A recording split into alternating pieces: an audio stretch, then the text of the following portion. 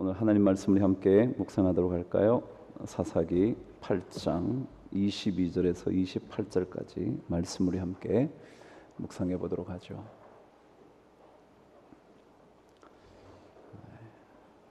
저와 함께 하나님의 말씀을 받들어 읽겠습니다. 제가 22절을 시작하죠. 그때에 이스라엘 사람들이 기드온에게 이르되 당신이 우리를 미디안의 손에서 구원하셨으니 당신과 당신의 아들과 당신의 손자가 우리를 다스리소서 하는지라.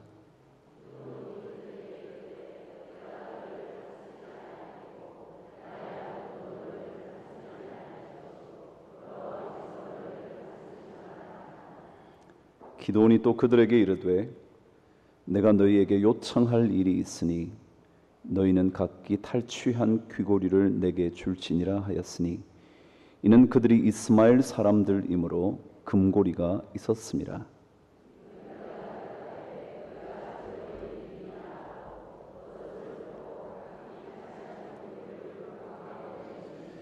기드온이 요청한 금 귀고리의 무게가 금 1700세겔이요 그 외에 또 초승달 장식들과 폐물과 미디안 왕들이 입었던 자색 의복과 또 그 외에 그들의 낙타목에 둘렀던 사슬이 있었더라.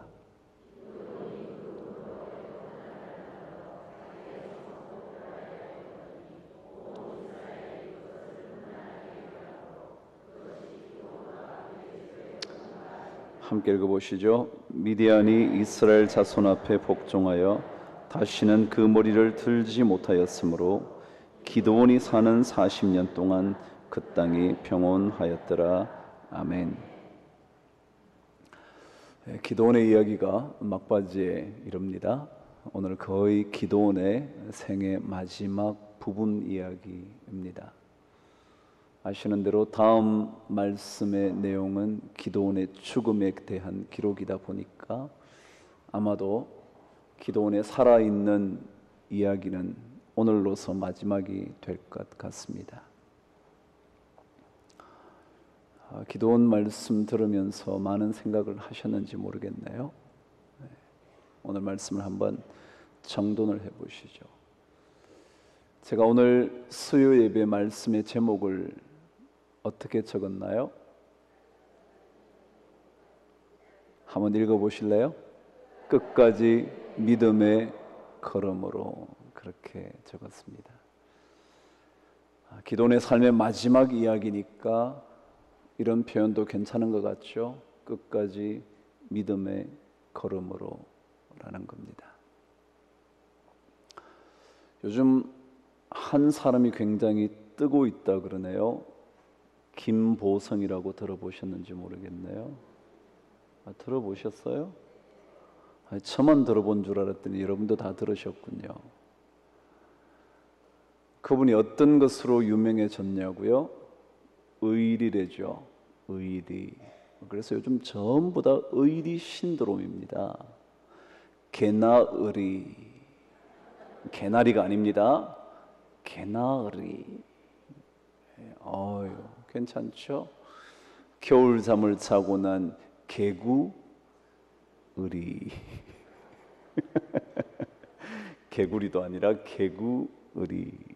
그런데요, 역시 은행 중에 최고의 은행은 의리은행이라는데요. 몸에 대한 의리, 신토부리 뭐 그런 데죠. 그래서 의리 얘기가 참 많이 패러디가 된다고 그러죠. 그 사람의 삶의 이야기를 읽으면 그를 한마디로 요약할 수 있는 단어를 의리라고 잡을 수 있겠다. 아니, 본인 스스로 그렇게 생각해 왔었고 그런 삶을 살아온 그 삶의 발자취가 의리라는 한 단어를 그에게 남겨준 것 같습니다.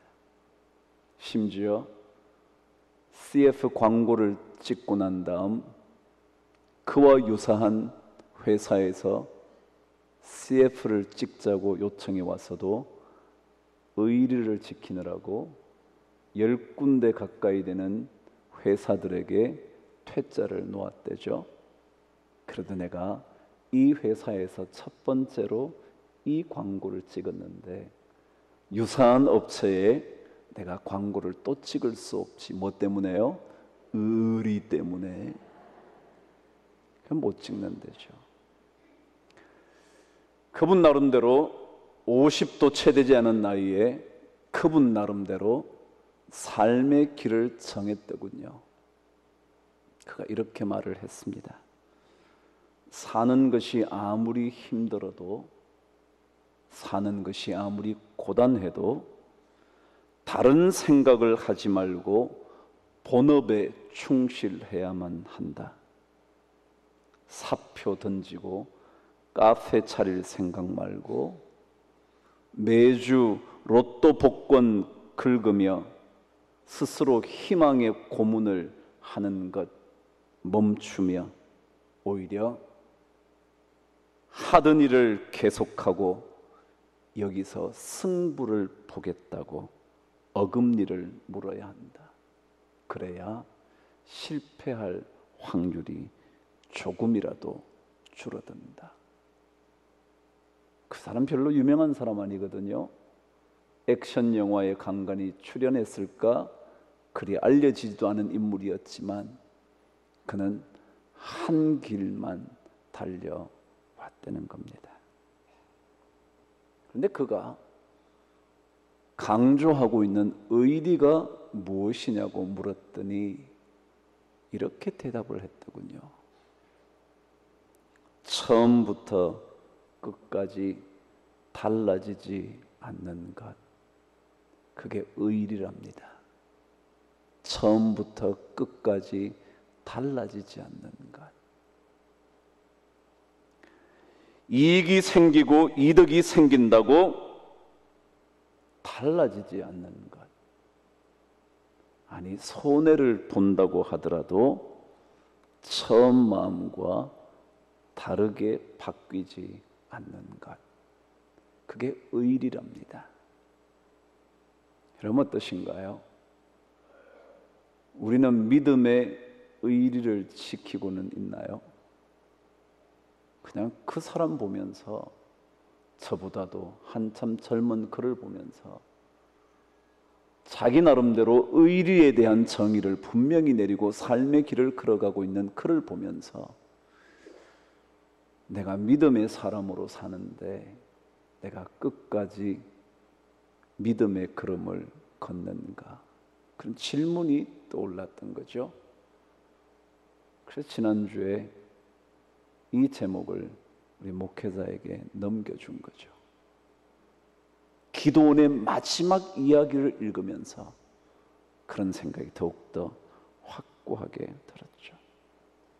우리도 만일 인생의 길이 아니라 믿음의 길을 걷고 있다면 적어도 김보성처럼 의리는 지켜야 하는 것 아닐까요? 여러분, 기도원이 300용사들과 함께 미디안의 엄청난 군대를 무찌릅니다. 얼마나 엄청난 기적의 주인공이 되었는지, 얼마나 놀라운 역사를 써내려 갔는지. 그런데 그때 기드온이라는 사람이 깨달은 것 하나가 있었습니다. 그것이 오늘 내용의 첫 번째 내용입니다. 이 엄청난 기적을 일으키고 나자 모든 이스라엘 백성들이 아마도 그랬던 것 같습니다. 당신이 우리를 다스려 주십시오. 사사기요? 왕들이 없었던 시대거든요. 필요할 때마다 하나님께서 사람을 한두 사람씩 세워서 또 그 사람이 사라지고 나면 한동안 혼돈의 시기가 또 왔거든요. 그래서 이제 그들이 어쩌면 당신이 지금부터 계속해서 우리를 다스려 달라고, 그것만이 아니라 당신의 아들이 우리를 다스려 달라고, 아니 당신의 아들의 아들인 손자가 우리를 다스려 달라고. 그렇지 않겠어요? 300명만 데리고도 13만 5천 명을 무찔렀으니 그런 요구하지 않을 것 같습니까? 충분히 그럴 법했겠죠. 그런데 그때 기드온은 알고 있었다는 거죠. 여룻바알, 기드온, 그가 그 엄청난 이야기를 들을 때 알고 있었던 사실 하나가 있었다는 거예요. 그게 뭐냐면 그의 탁월한 승리가 바로 하나님 때문에 일어난 승리였다는 걸 알았다는 거죠. 그가 엄청난 승리를 하게 됐지만 그 승리는 하나님께로부터 오게 됐다는 것을 알았다는 거죠. 그래서 그가 그 유명한 이야기를 남겨두면서 그의 인생의 마무리를 정돈하는 것 같습니다. 저와 함께 23절을 읽어보시죠. 시작. 기드온이 그들에게 이르되 내가 너희를 다스리지 아니하겠고 나의 아들도 너희를 다스리지 아니할 것이요. 시작. 여호와께서 너희를 다스리시리라 하니라. 신앙생활의 마지막까지 믿음의 길을 걷는다는 것은 바로 이것입니다. 우리 인생을 다스리시는 분은 그분이시다. 다스린다는 말은 주권이다 그런 거죠. 주도권이라는 거죠. 삶의 주도권이 누구에게 있다고요? 하나님께 있다고요. 모든 신앙의 조상들은 이 사실만은 붙들고 살았다는 겁니다. 힘들 때에도, 아니 승리해서 자기 자신이 돋보이고 있을 때에도 하나님이 하신 거지. 내가 당신을 다스릴 것 아닙니다. 내가 비록 13만 5천 명을 무찌른 위대한 장수라 혹시 누군가 나를 그렇게 지칭한다 하더라도, 그러나 우리 인생을 다스리실 분, 아니 여러분을 다스리실 분은, 주도권을 가진 분은 하나님이십니다. 여호와께서 우리를 다스리실 겁니다. 여호와께서 내 삶을 다스려 주실 겁니다 라는 겁니다. 제가 오늘 문 목사님께서 기도하시는 뒤에서 저도 열심히 기도하다가 이런 생각이 번뜩 들었습니다. 그 찬송이 떠올랐습니다. 주님 나를 박대하시면 나 어디 가리까. 이거죠. 우리의 삶에 주님께서 우리를 이끌어 주시면 우리 어디 가겠냐. 하나님이 우리를 다스리신다. 놀라운 승리의 주인공이 되었다 할지라도, 그래서 많은 사람들이 우리의 주도권을 쥐어달라고, 당신이 그 일을 감당해달라고 요청한다 하더라도, 아니 더 아름답게 당신의 아들도 괜찮습니다. 아니 당신의 아들의 아들까지라도 우리를 다스리겠다 한다면 우리가 그의 다스림을 받겠습니다. 진짜 아름다운 고백이었음에도 불구하고 기드온은 정확한 믿음의 길을 제시합니다. 제가 아닙니다. 제 아들도 아닙니다. 어쩌면 저보다 더 탁월할 손자도 아닐 겁니다. 오직 하나님 그분입니다. 여러분, 믿음의 길을 끝까지 걸어간다는 것은 내가 돋보이기 시작할 때 하나님을 다시 붙잡는 것입니다. 내가 조금 남들에게 인정받기 시작할 때 오히려 그 모든 것의 주인공은 하나님이시라는 것을 고백하는 것입니다. 잠시 우리가 그 영광을 누렸다 할지라도 진정한 영광의 주인공은 하나님이시라는 것을 고백해야 하는 것이 믿음의 길을 걷는 겁니다. 자신이 높아질 수 있을 때 하나님을 바라보는 것, 그 믿음의 길을 걷는 겁니다. 그러니까 기도는 그 점에서 참 멋진 마무리를 한 사람 같습니다.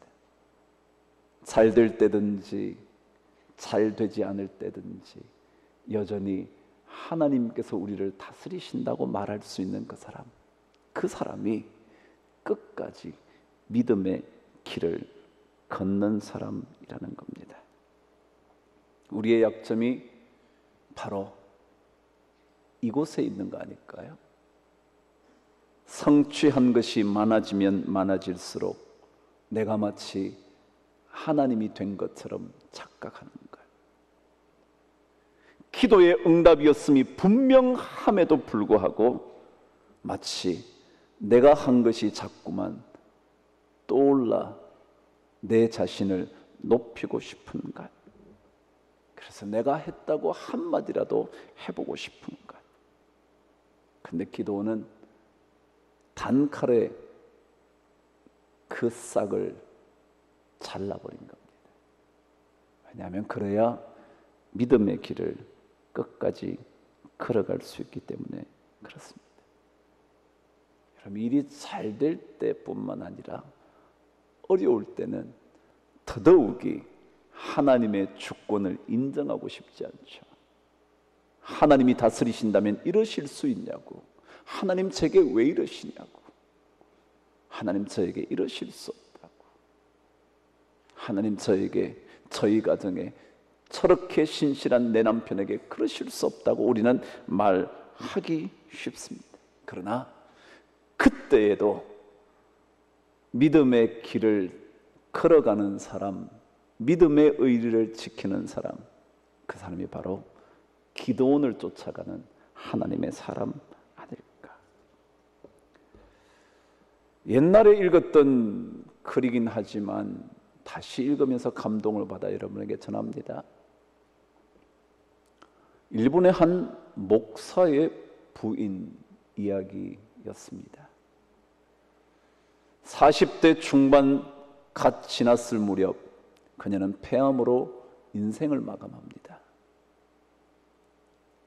진단을 받았을 때 폐암 이미 말기라는 사실을 들었던 남편이 그 사실을 숨기고 있다가 마침내 의사가 2주 정도밖에 살지 못할 거라는 얘기를 하자 아내에게 그 말을 전합니다. 당신 인생 이제 얼마 남지 않았대. 그래서 바로 그 말을 들은 그 목사의 아내가 남편에게 노트 2권을 요청을 했다는 겁니다. 그리고는 그때부터 그녀가 생을 마치는 날까지 하나 둘씩 생각나는 것 기록을 하기 시작을 했답니다. 유언일 수도 있겠고요, 유서일 수도 있겠고요. 2주 정도 남았다는 여인의 마지막 인생길은 약 40여일 정도가 됐다네요. 근데 그녀가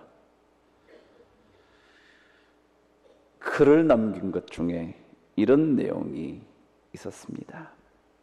당신 인생 이제 2주일 정도밖에 남지 않았어 라는 말을 들었던 그날 그녀가 남긴 글에는 이렇게 기록되어 있습니다. 내 마음은 주를 경배하며 내 영혼은 내 구원이 되신 하나님을 기뻐하노라. 오늘이라는 날 1978년 6월 28일 오늘이라는 날 나는 분명히 적어 놓아야만 하겠다. 오늘은 내 길지 않은 생애에 있어서 획기적인 날이 되었다. 나의 생애는 정말 지금부터 시작된다. 이제부터가 진정한 삶이다 라고 적습니다. 2주밖에 남지 않았다는 이야기를 듣고 그렇지, 내 인생 진정한 삶은 오늘부터겠지 그러면서 글을 써내려가는 겁니다. 그로부터 약 한 달 정도 지났을 때 그녀가 더 이상 몸을 움직일 수 없어 교회조차 갈 수 없었을 때 그녀는 어느 주일날 예배하는 장면을 떠올리면서 기도를 합니다. 지금쯤 성도들이 예배를 드리고 있겠지 생각하며 예배를 합니다. 이미 그때는 인생의 정말 막바지에 이르렀을 때 그녀가 아들에게 글을 씁니다. 이렇게요. 아들아, 신앙이란 단순히 눈에 보이지 않는 하나님이 존재한다는 것을 믿는 정도가 아니란다. 눈에 보이지 않는 하나님, 우리가 믿는 거 이게 신앙이죠? 근데 그것 정도가 아니란다. 신앙이란 하나님을 사랑의 하나님으로 믿고 그 하나님을 끝까지 신뢰하는 것이란다. 아들아, 엄마는 엄마의 병을 알고 있단다. 머지않아 더 심한 육체의 고통이 엄습해 온다는 것도 각오하고 있어.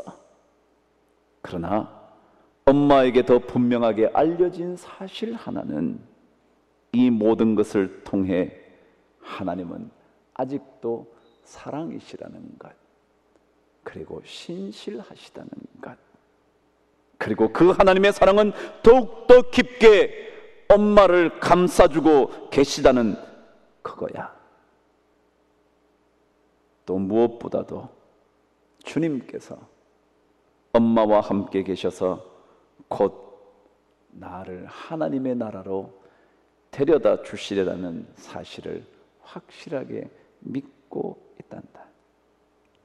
아들아, 엄마의 고통스러운 최후를 꼭 지켜봐 주기를 바란다. 엄마의 육체가 식어 굳어졌을 때 거기에 죽어 있는 것은 엄마가 아니라는 사실을 확인해다오. 죽는 것은 육체일 뿐이란다. 이 엄마의 나그네 길에서 나는 내 육체를 남기고 떠날 뿐이라는 사실을 꼭 알아주기를 바란다. 그러나 엄마는 여기를 떠나 어딘가로 간다는 사실 너도 알게 될 거야. 어디로 갈까? 어느 분 앞으로 갈까? 하나하나 내 스스로 기도하면서 해답을 얻어보아라. 그것이 엄마가 내게 남겨주는 가장 큰 마지막 선물이란다. 여러분, 엄마가 세상을 떠나면서 아들에게 남겨주는 글이요, 제가 늘 그러잖아요. 그때 여러분의 참모습을 알게 될 거라. 그때 자식들이 우리 엄마의 나의 믿음을 보면서 놀랄 거라고. 그 엄마가 붙들고 살았던 신앙이라는 게 뭔지, 엄마가 왜 말씀을 붙들고 저렇게 고민하고 살았는지, 왜 엄마가 눈물을 흘리며 자신을 위해서 기도했는지. 그건 안 돼요. 어려울 때 하나님의 다스리심이 아무런 효과가 없다고 느껴질 때, 하나님의 도우심의 손길은 전혀 내게 없는 것처럼 여겨질 때, 그때에도, 잘 될 때뿐만 아니라 그때에도 보이지 않는 하나님, 그분이 여전히 신실하시다는 것 보여줄 수 있다면 그것이 바로 끝까지 믿음의 길을 걷는 것 아닐까, 그런 거죠. 욥도 그랬고요, 다니엘도 그랬고요, 사도 바울도 그랬고요, 하박국도 그랬고요. 하나님의 모든 신실한 사람들은 그의 모든 환경의 고통 속에서 믿음을 저버리지 않았던 사람들이었죠.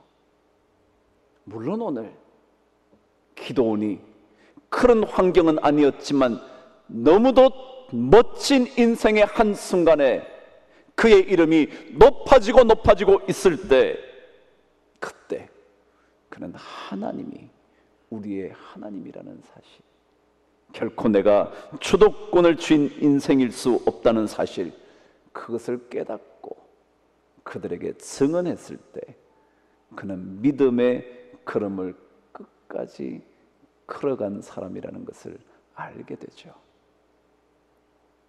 그런데 여러분, 참 이상한 내용이 오늘 말씀에 담긴 거예요. 이 엄청난 말씀, 기도원을 떠올리면 이 말씀이 가장 강력하게 떠오르는, 나도 아니고 내 아들도 아닌 하나님 여호와 그분만이 우리를 다스리신다는 이런 놀라운 고백을 한 것이 가장 먼저 떠오르는데, 그 얘기를 하고 난 다음 엉뚱한 얘기 하나가 적혀져 있는 거예요. 그게 뭐냐면 백성들에게 요청을 하는 겁니다. 너네들 탈취한 금귀골이든지 금이든지 다 가져오라고. 그래요, 탈취했으니까 더더욱이 방금 기도원에게 모든 다스림을 요청했던 백성들이니까 그의 말을 듣고 전부 다 가져왔죠. 그런데 기도원이 그 모든 모아진 금을 가지고 에봇을 만듭니다. 근데 에봇은 여러분이 아시는 대로 제사장들이나 특별히 대제사장이 입었던 옷입니다. 마치 요즘으로 좀 얘기하면 가운 정도 될까요? 아니, 정도가 아니라 가운보다 훨씬 더 화려하죠. 그 에봇은 5가지 실로 가는 배실, 아주 가늘다는 것은 잘 다듬은 실이죠, 여러분, 그죠? 굵은 실은 아무렇게나 빼내도 되지만 가는 실은 정성을 들이지 않으면 끊어지니까 참 힘겹게 빼내는 실이죠. 가는 배실로 짜는데 5가지 색깔을 넣습니다. 금 색깔이 있어요, 청 색깔이 있어요, 자색이 있어요, 그리고 홍색이 있어요, 그리고 백색으로 5가지 색깔을 가지고 가늘게 뽑아낸 실을 하나씩 올로리 옷을 만듭니다. 그리고는 양 어깨에 이스라엘 12지파를 의미하는 지파의 이름 숫자대로 여기에 6개씩 보석을 답니다. 앞에도 마찬가지로 흉배에 6개씩 다 보석을 달죠. 그래서 제사장이 입고 하나님께 예배를 드리는 거예요. 근데 이것을 금을 모아다 만들었다는 거예요. 금 에봇을 만든 거죠. 너무너무 화려했겠죠. 그런데 왜 그것을 만들었을까? 결론부터 말하면 오늘 성경은 그것이 이스라엘 백성에게 올무가 되었다는데 왜 그걸 만들었을까? 오늘 그 이야기만 묵상하고 말씀을 한번 정돈해 보죠. 자, 여러분, 탁월한 하나님의 사람이었던, 탁월한 고백으로 인생을 마무리할 때쯤 되었던 기도원이 왜 엉뚱하게 에봇을 만들었을까요? 그리고 그것으로 인하여 이스라엘 백성들에게 올무를 남겨준 걸까요? 이거 한 가지만 생각하고 끝까지 믿음의 길을 걷는다는 것이 무엇인지 생각해 보려고 합니다. 여러분, 에봇은 옷에 불과했지만 성경은 간간히 이 에봇을 가지고 하나님의 뜻을 물었답니다. 그러니까 다시 말하면 하나님의 뜻을 알 수 있는 어떤 한 방편으로 에봇을 사용했대요. 예를 들면 마치 여러분 뭘 가지고 요걸 탁 던져서 뭐가 나오면 뭐가 되고 뭐가 나오면 뭐가 되고 이런 거 있죠? 그런 것처럼 에봇을 만들어서 그것을 가지고 하나님의 뜻이 어디에 있을까? 마치 점치듯이 했던 이스라엘 백성들의 관습이 있었답니다. 잘은 모르겠지만 기도원이 자신의 인생의 막바지에 이르면서 이런 생각을 했었던 것 같습니다. 자, 내가 떠나면 하나님의 뜻을 따라 움직일 수 있는 길이 뭘까? 나름대로 고민이 되었던 것 같습니다. 그럴 수 있지 않겠어요? 자신에게 주신 하나님의 놀라운 일은 이제 드디어 끝을 보게 됐는데, 더더욱이 자기도 나름대로 이 땅을 살아오는 동안 사사들의 이야기를 들어왔을 겁니다. 이미 기도원도 여러분 아시는 대로 한참 뒤에 사사입니다. 그렇게 본다면 이 기드온 자신도 떠나고 나면 그 흑암의 시대에 누군가 하나님의 뜻을 알아볼 수 있다면 좋겠다는 그런 마음이 있었던 것 같습니다. 전혀 나쁜 의도가 아니었을 겁니다. 그래서 이 에봇을 남겨놓음으로 말미암아 이 에봇을 보면서 하나님의 뜻을 물어서 하나님의 길을 걸어가도록 만들고 싶었던 기드온의 마음이 어쩌면 이 금 에봇에 담겼던 것 같습니다. 그런데 왜 이것이 이스라엘 백성들에게 올무가 됐을까? 잘 생각하십시오. 여러분, 믿음이라는 것은요, 보이는 것으로 결정을 하지 않습니다. 보이는 것 아닙니다. 말하자면 하나님의 뜻을 알기 위하여 눈에 드러난 것이 무엇인가 있어야 된다고 생각한다면 그것은 올무에 빠지기 쉽습니다. 그래서 출애굽기 20장에는 10계명에 대한 얘기가 나오는데 거기에는 하나님께서 명령을 하실 때 이런 계명 하나가 있죠. 하늘 위에 어떤 것으로도 땅 아래 어떤 것으로도 땅 아래의 물에 있는 어떤 것으로도 어떠한 형상을 만들지 마라. 근데 우리는 전부 다 어떻다고요? 눈에 보이면 좋아해요. 기도 응답도요, 나타나야 돼. 해서 뭔가 돼야 돼. 안 되면 하나님을 놓쳐요? 여러분, 믿음의 길을 끝까지 걸어가려면요, 눈에 보이는 것이 아닌 보이지 않지만 하나님을 붙잡는 것. 근데 보이기 시작하면 그때부터 그것이 뭐가 된다고요? 오히려 하나님을 섬기는데 방해가 되어 그것이 올무가 된다, 그거예요. 참 이상하죠? 저는 이 말씀을 계속 읽을 때 구태여 왜 이렇게 멋진 고백을 한 기드온이 금 에봇을 만든다 그랬을까? 그러니까 그것은 아마도 이 말씀이 곧장 이어진 것을 보면 조금 더 나쁜 의도는 아니었을 것 같습니다. 방금 말씀드린 대로 이것을 가지고 하나님의 뜻을 잘 물어서 하나님의 백성이 하나님의 길을 잘 따라갔으면 좋겠다는 마음이 있었을 것 같습니다. 그런데 그것이 오히려 이스라엘 백성들로 하여금 성경 표현하면 행음하듯 올무가 됐다 그랬거든요.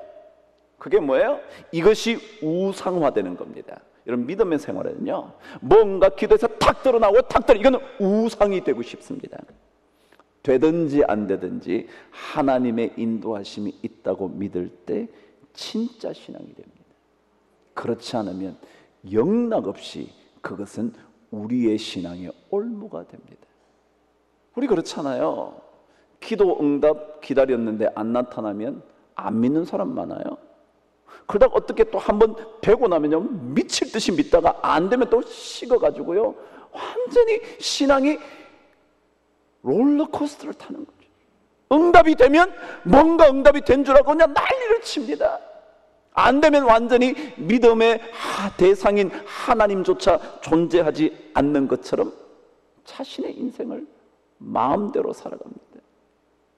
그래서 신앙은요, 눈에 보이지는 않지만 눈에 보이는 금 에봇이 아니어도 우리는 하나님의 길을 걸어가는 것, 이게 끝까지 믿음의 길을 걷는다는 것입니다.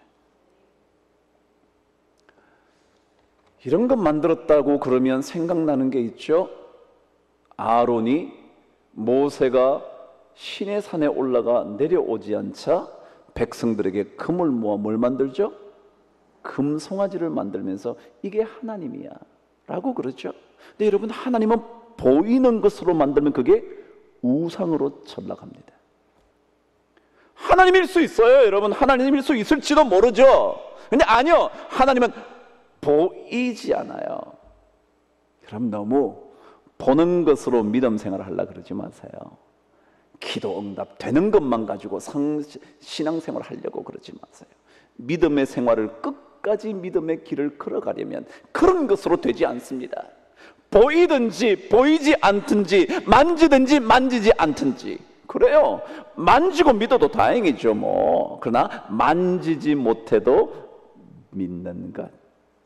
그렇게 여러분이 들으셨던 도마에게 네가 나를 보고 만져보고 손을 확인해보고 옆구리를 확인해보고 믿냐? 아니야. 그것 사라지고 나면 신앙도 동일하게 사라져버리고 말지 몰라. 더더욱이 중요한 얘기 하나요.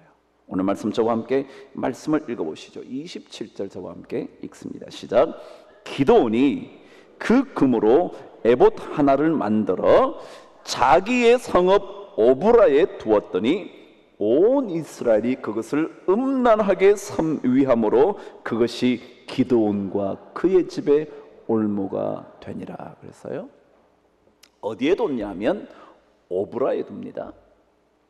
근데 여러분, 하나님을 섬기던 성막이 그 당시에 어디에 있었냐면 실로에 있었습니다. 실로까지 가서 하나님을 섬기는 예배 제사를 드려야 되는데, 기드온이 금으로 만들어서 에봇을 가지고 여기에 하나님의 뜻을 물을 수 있다고 그러니까 사람들이 어디를 가지 않고요? 실로의 성막으로 가지 않고 오브라의 에봇으로 온 겁니다. 그래서 성막, 성소가 있는 곳이 점점 더 잊혀지기 시작합니다. 그것을 가리켜 행음하듯이 위함으로 그들이 올무에 잡혀버리게 됐다, 그런 겁니다. 그래요? 여러분, 늘 제가 그랬죠. 우리 교회요, 이 보이는 교회가 무슨 교회겠어요? 보이지 않는 교회가 진짜 교회겠죠. 그러나 성경은 끊임없이 거룩한 예배의 장소를 기억하고 있어야 된답니다. 그것을 예루살렘이라 말하기도 하고요, 시온의 대로라고 말하기도 하고요. 어쨌거나 그 모든 곳에 하나님을 향한, 보이지 않는 하나님을 향한 확고한 신앙이 사라지면 믿음 생활은 삶의 올무가 됩니다. 기도해서 응답이 되면 믿을만 하고요, 응답이 되면 살아계신 하나님이고요, 응답이 되지 않는 순간 그분은 죽은 어떤 다른 우상과 하나도 다를 바 없는 인생, 그것과 똑같아져요. 근데 신앙은 그런 게 아니에요. 보이는 에봇이 아니어도 하나님을 쫓아가는 겁니다. 신앙을 보고 혹은 만질 수 있는 것으로 전락시키지 마십시오.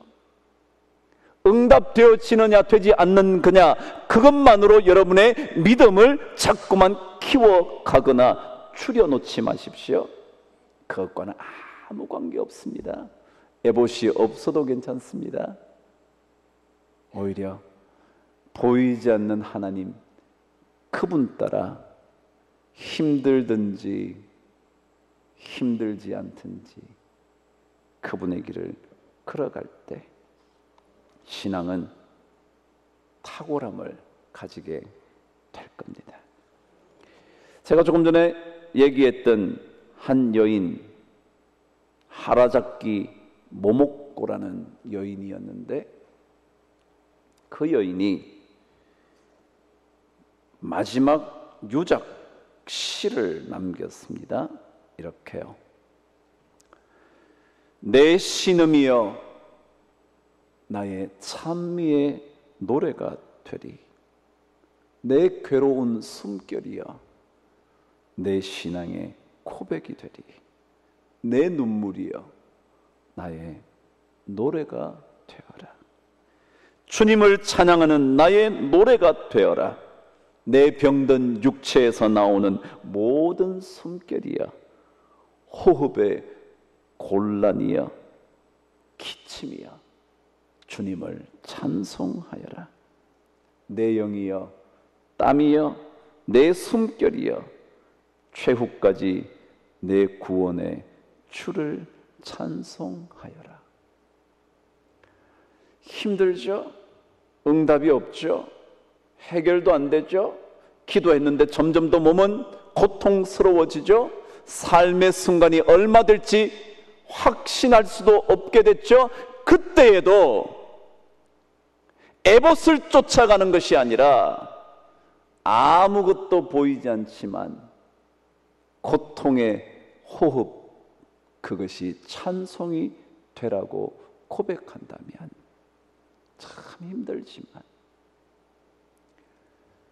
이사야 45장 3절을 저와 함께 읽어보시면서 말씀을 끝을 내죠. 이사야 45장 3절, 여러분이 예전에 다 저와 함께 한번 읽어본 말씀이죠. 저와 함께 읽으실까요? 45장 3절 시작. 내게 흑암 중에 보화와 은밀한 곳에 숨은 재물을 주어 내 이름을 부르는 자가 나 여호와 이스라엘의 하나님인 줄을 내가 알게 하리라. 아멘. 제가 예전에 이 말씀을 들려드리면 이런 얘기를 했습니다. 여러분, 하나님의 놀라운 보화는요, 어디에 있다고요? 읽어보세요. 어디에 있다고요? 보화가 흑암 중에 보화와. 깜깜해서 안 보여. 없는 것 같아요. 아무것도 보이지 않아요. 보화가 있기는 있다 그러는데, 너를 위하여 하나님께서 예비해 놓은 선물이 있다고는 말씀하시는데 깜깜해서 아무것도 안 보이는 거예요. 그런데 뭐라고요? 흑암의 보화와, 그 다음 뭐라고요? 은밀한 곳에 숨겨져 있는 재물이요. 나를 위해 하나님께서 풍성하게 채워주신다 그랬는데 숨겨져 있어 볼 수가 있어야지. 은밀하게 숨어 있어서 찾을 수가 있어야지. 그러나 여러분, 그것을 하나님은 우리에게 주십니다. 그래서 보지 못해도요, 없다고 착각하지 마시죠. 여러분의 삶 속에 숨겨져 있다고 도저히 믿을만 하지 않다고 착각하지 마시죠. 언제나 들으시는 대로 구름 낀 날에도 여러분이 다 탄다죠. 그때도 자외선은 그 구름을 뚫고 나와 여러분의 피부에 영향을 미친다죠. 안 보이는데. 저와 함께 예전에 온누리교회에서 사역을 하셨던 장로님 계시죠. 여러분도 잘 아는 김영길 총장님이에요. 이제는 한동대학교 총장직을 내려놓으셨더라고요. 그 부인 권사님이 김영애 권사님인데 온누리 있을 때 참 가까이 지냈죠. 제가 고등부 전도사 할 때 그 아들이 회장을 했거든요. 그래서 지금도 연락도 하면서 만나는데, 그분이 한동대를 시작할 때 수많은 역사에 하나님이 계셨다는 것 고백을 하면서 책을 썼죠. 그게 제일 처음 쓰셨던 갈대상자라는 책이거든요. 그 책에 그분이 이렇게 적었습니다. 한치 앞도 예측할 수 없는 길이었다. 하지만 그 길은 가장 안전한 길이었다. 나는 길목길목마다 동행해 주시는 하나님의 손길을 수없이 지켜보며, 그 다음 말에 제가 은혜 받아서 여러분을 전합니다. 그분의 손에 이끌려 길을 떠난 사람은 그 길이 아무리 캄캄하다 할지라도 가장 안전하다고 외칠 수 있는 간 큰 사람이 되어갔다. 그러니까 권사님 고백이 뭐냐면, 그분의 손에 이끌려 가면 그게 믿음의 길이잖아요. 믿음의 길에는 그분이 우리를 다스려 주시는 거잖아요. 그러니까 그분의 손에 이끌림을 받는 거죠. 근데 이끌림을 받는 그런 인생, 그렇게 인생을 맡기고 길을 떠나버린 사람은 그 길이 아무리 캄캄해도 가장 안전한 길이라고 외칠 수 있게 된대요. 이게 믿음의 길을 가는 사람이에요. 보이지는 않는데 흑암 중에도 하늘의 보화, 숨겨져 도저히 찾을 수 없는 은밀한 곳에서도 숨겨진 하나님의 재물. 그래서 그 길이 가장 좋은 길이라고 고백하는 간 큰, 믿음의 간이 큰 사람. 그 사람이 그렇게 되어가지고 기도하면서 한동대 시작이 너무 어려웠어.